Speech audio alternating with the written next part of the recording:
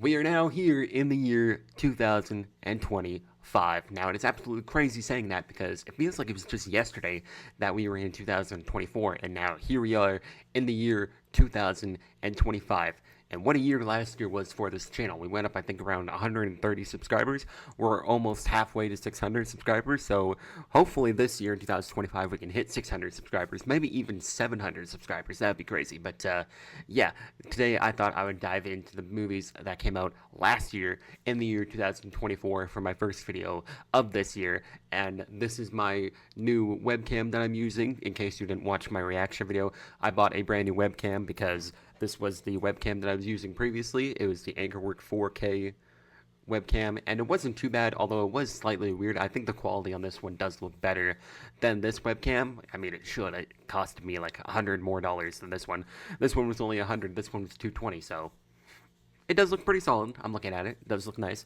But yeah, I thought I would dive into last year's movies that came out because we got a whole lot of movies coming out this year as well. So maybe I'll make a video of my most anticipated movies for this year.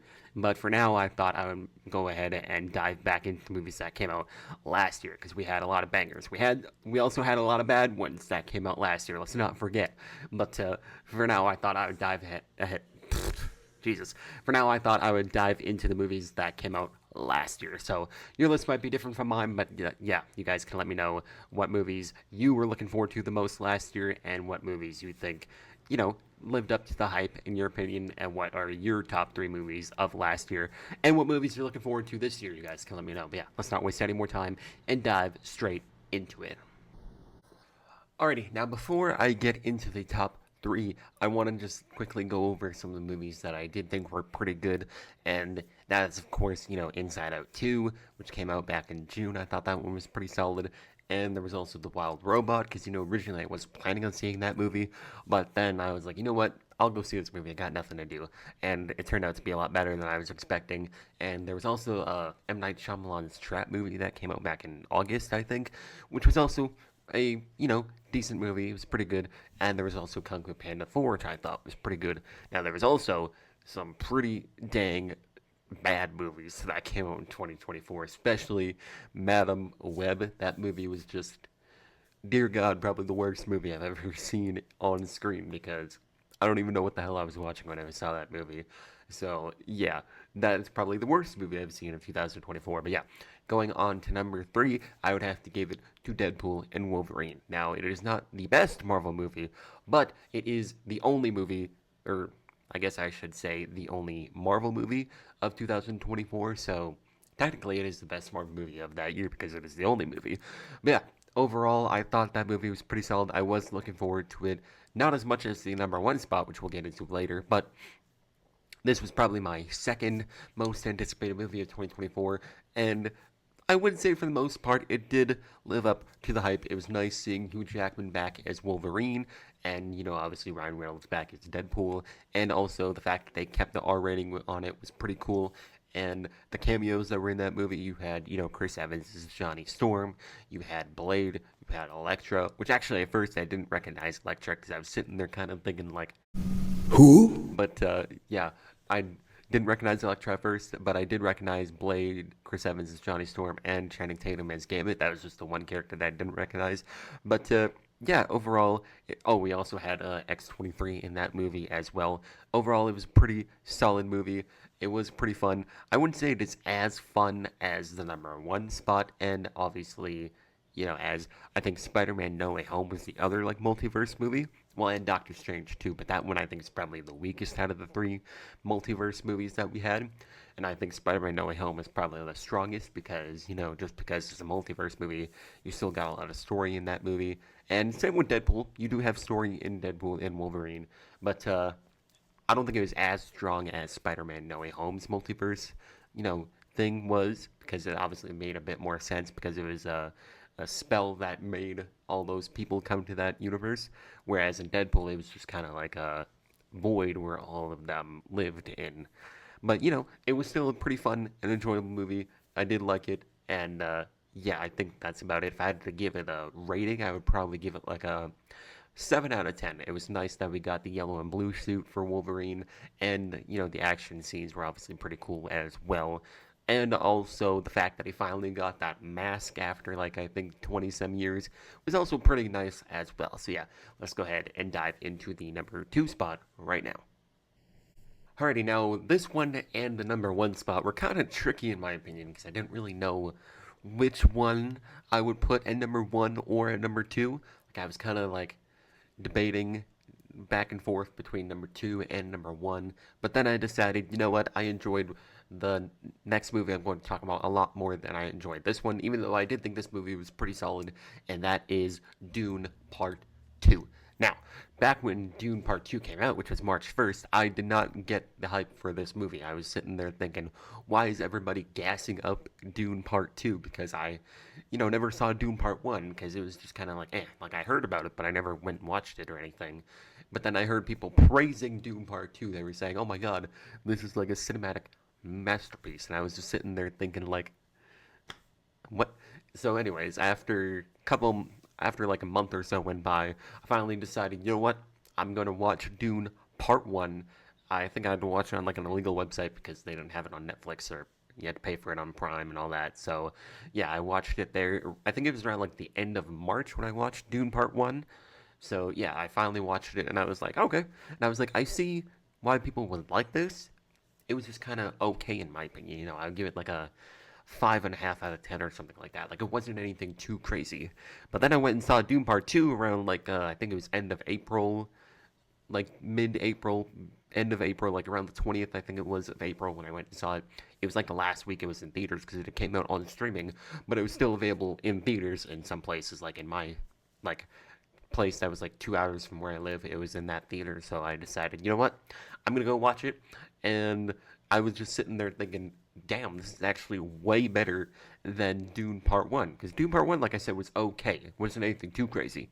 But Dune Part 2, I was sitting there thinking, like, wow, they actually made a pretty solid movie. And even the scene where Paul is, like, surrounded by all the people and giving that speech, I was just sitting there thinking, damn, like, I am just in awe right now of what is happening. So, it was pretty solid. I would probably give it, like, a 8 out of 10, although it did kind of feel the length of the movie at some point, because I think it was when Fod Rotha, I think his name is, or something like that, when he was in the arena, I was kind of sitting there thinking, all right, this movie's kind of going on for a really long time. So, you do feel the length of Dune Part 2 sometimes, but, that's like a minor thing. That was only like the one time where I was sitting there thinking, Jesus Christ, is this movie ever going to end? But otherwise, I was invested in Dune Part 2 way more than I was in Dune Part 1, and now it has made me excited for what is going to be coming in Dune Part 3, aka Dune Messiah, which is coming, I think, in 2026. So, yeah, it's made me really looking forward to Dune Messiah and what could be happening in that movie. But, yeah, let's go ahead and dive into number 1 spot right now, which I think is pretty obvious. So let's go ahead and dive into that. Alrighty, to absolutely no surprise, number 1 spot is Sonic the Hedgehog 3. I was just, anticipating this film more than any film of 2024, even more so than Deadpool and Wolverine, which I know were a lot of on a lot of people's most anticipated list. But Sonic 3 was my like number one most anticipated movie of 2024 because, Sonic 2, which is this one right here, that one was I recently rewatched it and it seems like a lot different than I remember. A lot more, I guess, cringier, I guess. But it was still a pretty enjoyable film nonetheless, because it did have that random wedding side plot in it, but, Sonic 3 doesn't have any random wedding side plots. Thank goodness. It just kind of has that short little random plot of, like, Ivo Robotnik and Gerald Robotnik. But that's okay, because it's, like, character development, because, they're, like, in like the virtual world thingy and they're like bonding and stuff like that. Although it turns out that Gerald was just using Ivo to, I guess help him with the Eclipse cannon. I don't know. I'm going to rewatch the movie later today in theaters, so I'll refresh my memory on it. But yeah, Gerald was just manipulating Ivo Robotnik. So yeah, it turns out he was actually more evil than Ivo Robotnik. And yeah, overall, I just had a really great time with Sonic the Hedgehog 3 because seeing Sonic and Shadow both go super was just like crazy. I was just sitting there like just like holy moly, this is freaking insanity that I'm watching because both Sonic and Shadow, they go for the Chaos Emeralds and they both go super, and then they just start duking it out it was crazy. I was just sitting there thinking like, damn, this is like, because they never revealed any of that in the trailer, because a lot of people were saying about how they keep showing too much in the trailer because they showed the scenes of both Sonic and Shadow going towards the Emeralds, but everything that they did hide in the trailer, even that scene, was absolutely crazy because, they hid a lot from the trailer, even though they didn't show, even though they did show a lot, there is a lot that they didn't show, and the stuff that they didn't show was freaking madness. It was insane. So yeah, overall, I really enjoyed Sonic 3. So yeah, I was kind of debating whether or not I wanted to put Sonic 3 at number 1 or Doom Part 2 at number 1. At the end of the day, I decided, you know what, I enjoyed Sonic 3 more than Doom Part 2, so I don't think I would put that at the number 1 spot. And yeah, Keanu Reeves as Shadow was actually not that bad, because I think I mentioned this in my Sonic 3 review like 2 weeks ago, which is crazy how the movie's already been 2 weeks since it came out, because it feels like it was just yesterday that I was watching it for the first time. But yeah, when I first watched it, or back when Keanu Reeves was first announced as Shadow, it was kind of like, ugh, that's not really that great of a casting choice. But over time, it grew on me, and as I heard it more in trailers and this and that, I was like, okay, I see the vision. And in the trailer, or in the movie, I guess I should say, it was pretty solid. Although, I did play that DLC of the Shadow Generations, like, Tokyo level, where Keanu Reeves is also voicing Shadow, and, that was a bit questionable, not gonna lie. Questionable voice acting, because I was just sitting there playing and I was like, my god, this voice acting is just not it. It is, it is at the bottom of the barrel of voice acting. It was just a one level though, so he probably didn't really try in that voice acting, so that's probably why it came off as weird. But yeah, in the movie, it turned out a lot better, probably because he was actually trying in that one. So yeah, overall, I enjoyed Sonic 3 a lot more than Doom Part 2, which is why I decided to put Sonic 3 at number 1, just because, I'm a Sonic fan. I've been a Sonic fan ever since I was like, I don't know, 12, 10 years old. So yeah, seeing Sonic and Shadow both go super was crazy, and I also like the whole dynamic with Sonic, Tails, and Knuckles, and all that. And the post-credit scene, which was a freaking Amy and Metal Sonic, that was also insane. Even though I was kind of spoiled of Metal Sonic, I was not spoiled of Amy, and it was just absolutely crazy. So yeah, that is why I would put Sonic 3 at number 1. And yeah, that's about it. So that is going to wrap it up for this video. You guys can let me know what movies are in your top 3 and what other movies you enjoyed that didn't quite make your list. But I'm still kind of tiny bit sick, not really super sick. It's kind of gone away now, but I do still kind of feel a slight sickness. So hopefully by like Monday I'll be back to normal. But yeah, that's why my voice is still kind of like this. Yeah, that's going to wrap it up for this video.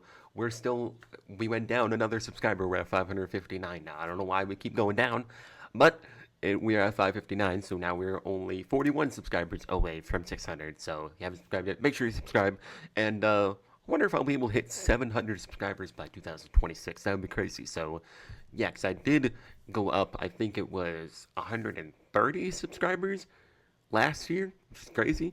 So yeah, if I can go up another 130 subscribers this year, I could hopefully reach 700 by 2026. So, we'll see what happens. But yeah, that is going to wrap it up for this video. Like I said, let me know what movies you are, or I guess I should say what movies are in your top 3 and what movies you're looking forward to this year, because we got a lot of crazy movies coming out this year. We got Five Nights at Freddy's 2. We got Captain America 4, which I know some people aren't really looking forward to. I'm looking forward to it. We also got the Fantastic Four, which is another interesting one. And we got a bunch of movies. We got freaking the live-action How to Train Your Dragon coming out June.